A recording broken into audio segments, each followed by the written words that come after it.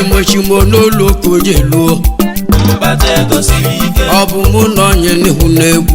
Mkpata ego siri ike nwanne mụ na Chineke n'egwu Mkpata ego siri ike omeleme Mkpata ego siri ike ibutu gị jame ngala ya bụ n'ilozogo kwana aka lụlịa nọ ya aka nka aka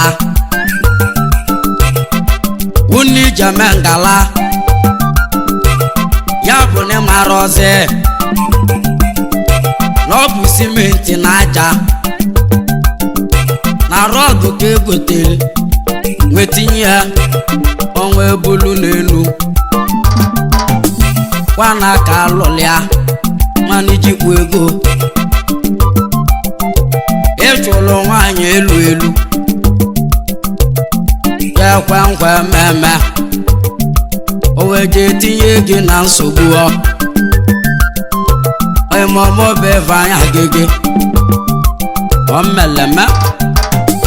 ka nje nwere ekene ka nje ekene nọ na biya ọbọnya oyimibe nwa mbunye onye mmeli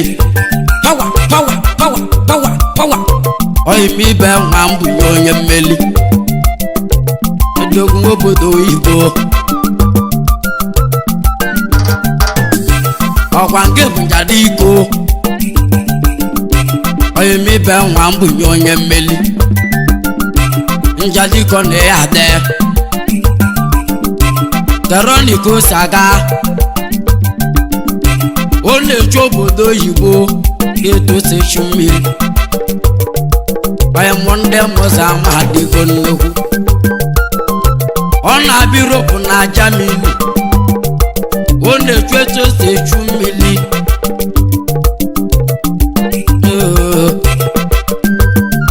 maka na nna gị nwere nnonya lọrị n'ụlọ eze kwesịrị igwe mbunye ya nwanne nna gị bụ igwe izi na Anam His Royal Highness Igwe John Eziosa na Anam before Lutu John na Mecca eze avenya mmalị enyi na Anam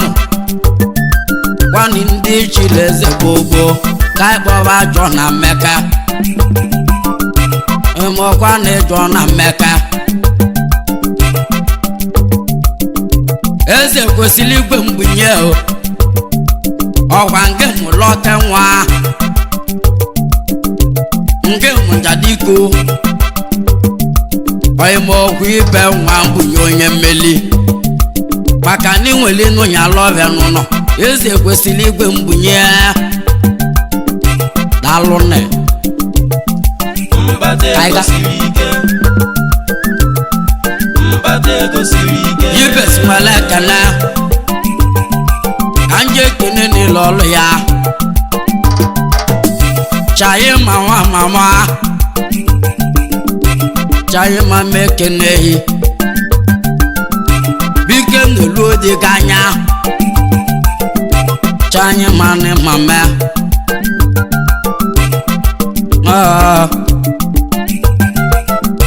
ka nje nwere ekene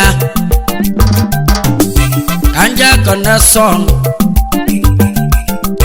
ya bụ dakpali ibe nweze mbunye Chima Mkpa ọkwa nke bụ Njadiko Junior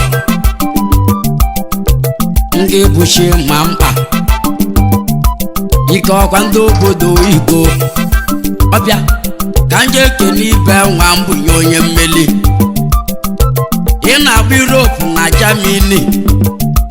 ibe kwe na ka eji kalesịa oyimụ ibe nwa mbunye onye mmeli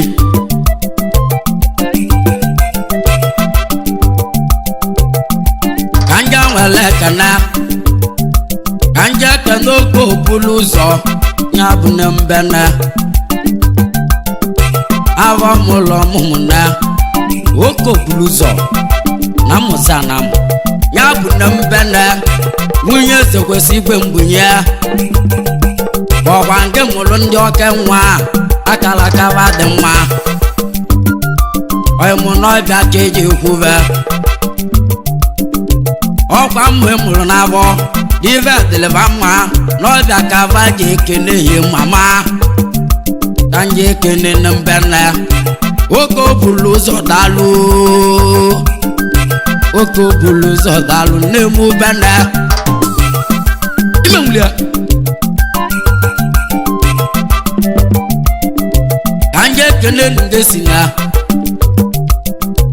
ya bụ nwa eze mgbunye ya ibe esemokwu n'ebe a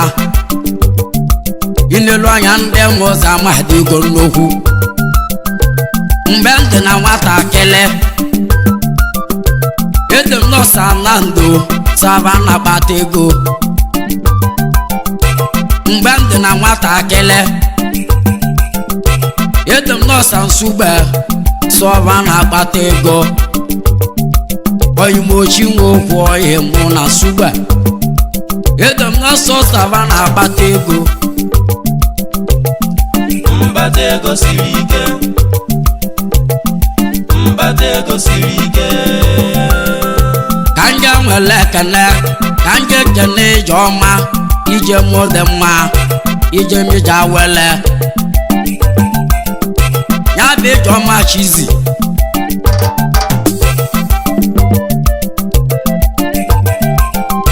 chizi bụ onye Imo steeti ya ezigbo dị ije ọma daalụnị ije ọma nwa eze mgbunye ya ibe nwanne gị na-ekene gị n'egwu ahụ oyimo ibe nwa mgbunye onye mmeli eze maka nwaneka ọgwụ ibe nwa mgbunye ya na-ekene gị Nnamdị nwa obodo oyibo anyị jeli be Nnamdị ya bụ na 28 Disemba anyị lutere bi ya webido nwekwuwe egwu o nwere ebe anyị kwuru egwu na steji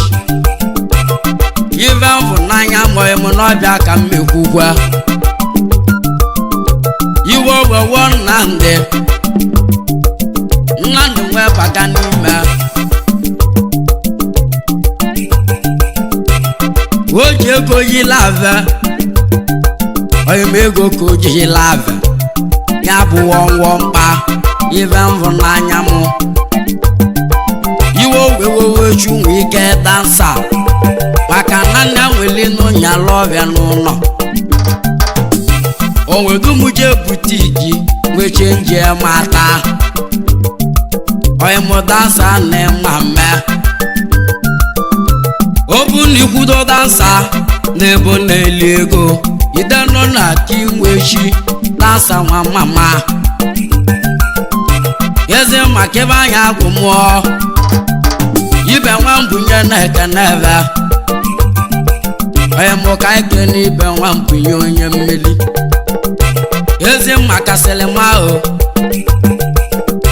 ya bụ nwunye eze kwesịrị ọkwa ngị bụ ihe onyonyo selima na-ekene mi ọkwa nke mụlụ dansa mama na-ede mma na eze maka ada gị nwanyị chayoma na mama adọma chioma ọgwụ ibe nwa mbunye ya na-ekenebe ibe nwa mbunye onye mmeli ezi maka chinonye n'anya gwani ndị ibe mbunye Mkpata ego siri ike chinonye na-ekene mi Mkpata ego siri ike emo chinonye na-ema mme daalụnị Mkpata ego siri ike ibe nwa mbunye ọ ga-ala ngadanga utu nkịta bụ sọ ọnya ibe nwa mbunye o nweta nye mmadụ nke oyele akọnịa azụ karịa ị ga na-arụ karịa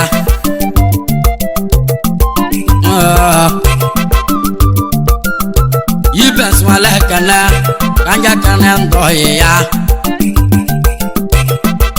ezi maka Aikman Wando onye mba nọ n'Imo steeti Aike nwa mama na-enọ onye mba nọ oyimụ ndị Imo steeti ekene onye mba nọ ibe gwa na ya na-ekene gị oyimụ ibe nwa mbunye onye mmeli ka nje nwere ekene ka nje ekene n'ụlala ọgwụ onye ma meke nwanne ma me n'Imo ogwu ibe nwa mbunye ya na-ekene gị ameke nwanne ma me landlord ofingas anọtikwo na mkpịsị aka niile ọ bụ na arara ịra ọ bụrụ maka gịnị ekwulu karale nwanyị ọkụzukọ mme ọkụzu niile bụso odogwu anyị gwuru ọkaralekwa ofingas anọtikwo ogwu ibe nwa mbunye ya na-ekeneghị ibe nwa mbunye onye mmeli Mkpata ego siri ike Mkpata ego siri ike ya na na bag na-ebotete maka mmụ Igbo ka na-etile egwu oyimume Igbo ka na-etile egwu Arize na bag na-ebotete Arize miliki ka amasị mụ ọgwa nke bụ Don Jazio Jesman ibe nwa mbunye ya na-ekene gị Arize nwa mama abaga na-ebotete ebe ahụ ka esi bịa ka na-abụ bọrọ ọsedebe maka obodo ndị egwu ịma na velozi osigo n'ọsedebe bụ nna ya zụlụ oleba dịka ọgwa ya zụlali chukwu nwa oyimo n'olu okojelu kesel na tani babu mmanya nwa melo ọgọ meliwo ọkịja ka isi bịa kesele nwa mama kesele okwu ibe nwa mbunye ya na-ekene gị ka ekene ibe nwa mbunye oyime ibe nwa mbunye onye mmeli ezi maka yogu milonia ọkwa nke ka anyị na-akpọ yogu milonia oyimu n'olu ogoje eluni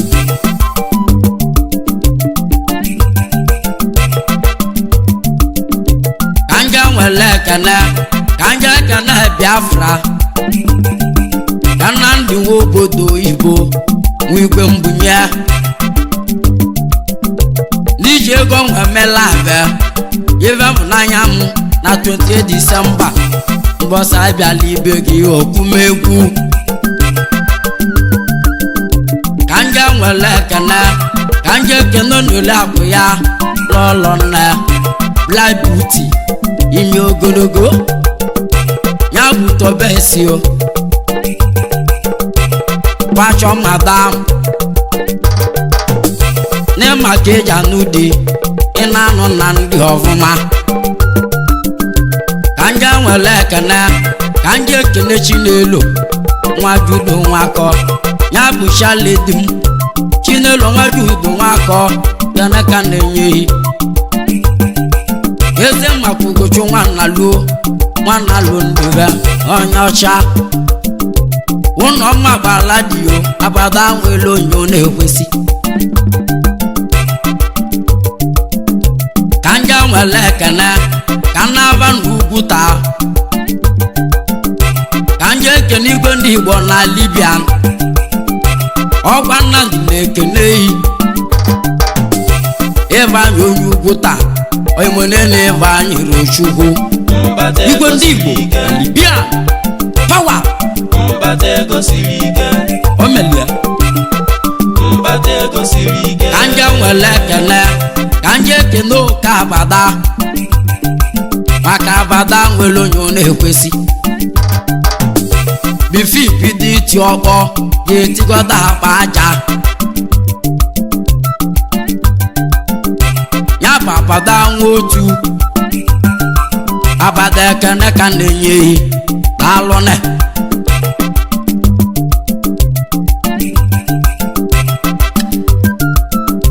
ka nje nwere ekele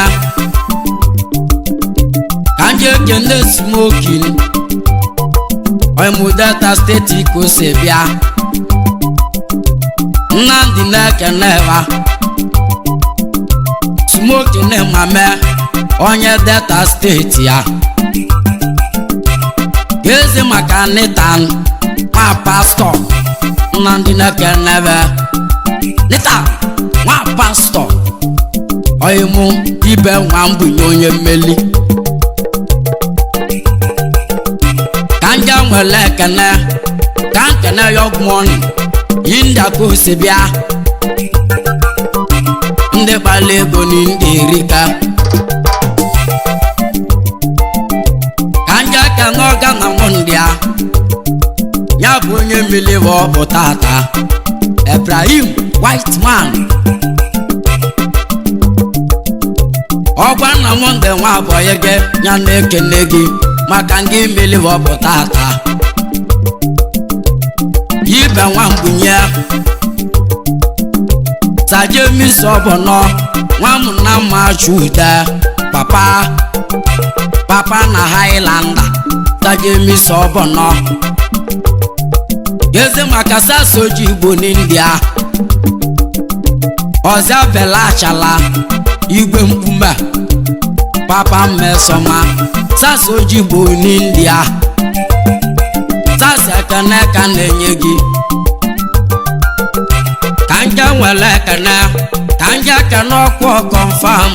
Mkpata ego siri ike confirm ha mama Mkpata ego siri ike onye mụdọrọ nna m Mkpata ego siri ike ezigbo nwanne Eskimo n'India Subscribe to Eskimo TV. Don't forget to like our videos and hit the bell icon to stay updated with the latest.